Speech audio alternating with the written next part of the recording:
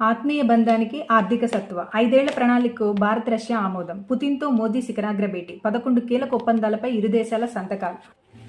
భారత ఆర్థిక వ్యవస్థకు ఊతమిచ్చేలా నిరంతరం ఇంధనం సరఫరా చేయడానికి మేం సిద్ధం అంటున్న పుతిన్ గారు.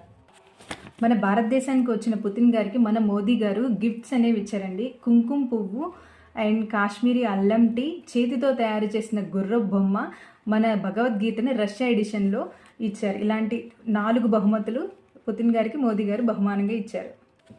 ఆర్టీసీ బస్సుల్లో ఉచిత ప్రయాణంతో 2 లక్షల మంది దివ్యాంగులకు మేలు. పల్లె వెలుగు ఎక్స్ప్రెస్ డీలక్స్ సర్వీసుల్లో ఇకపై ఫ్రీ. ఆర్థికంగా సామాజికంగా సమాజాన్ని మెరుగైన స్థితిలో నిలబెట్టడం, ప్రజలందరికీ అభివృద్ధి ఫలాలు అందడమే ఆర్థిక సేవల శాఖ కార్యదర్శి ఎం నాగరాజు గారు ఈనాడు ప్రత్యేక ఇంటర్వ్యూలు ఇచ్చారండి. అదే అభివృద్ధికి నిర్వచనం అని చెప్తున్నారు. ప్రజలందరికీ వికసిత్ భారత్ ఫలాలు అందాలి అని చెప్తున్నారు.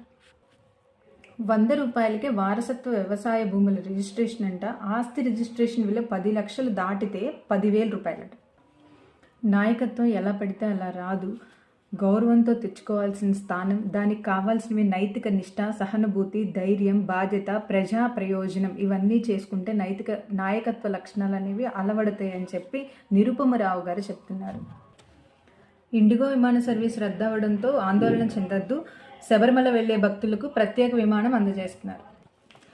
గర్భిణీల్లో శారీరక శ్రమ తగ్గిపోవడం, ఎక్కువసేపు కూర్చునే జీవనశైలి, బరువు పెరగడం, చిన్న నొప్పులకే భయపడిపోవడం ఇలాంటి అన్నిటి వల్ల సిజరిన్ ఎక్కువ పడుతుందంటండి. సో బీ స్ట్రాంగ్ ఉమెన్స్ అందరూ కూడా సిజరిన్ పడకుండానే గర్భిణీలు సాధారణ ప్రసవాల వల్ల కలిగే ఆరోగ్య వైద్యపరమైన ప్రయోజనాలపై అవగాహన కల్పించుకోండి. సిజరిన్ లేకుండా నార్మల్ డెలివరీసే చాలా హ్యాపీ. ఆలయాల సొమ్మును బ్యాంకుల మనుగడకు వాడొద్దు అని చెప్పి సుప్రీంకోర్టు ఈరోజు కీలక వ్యాఖ్య ఇచ్చారట.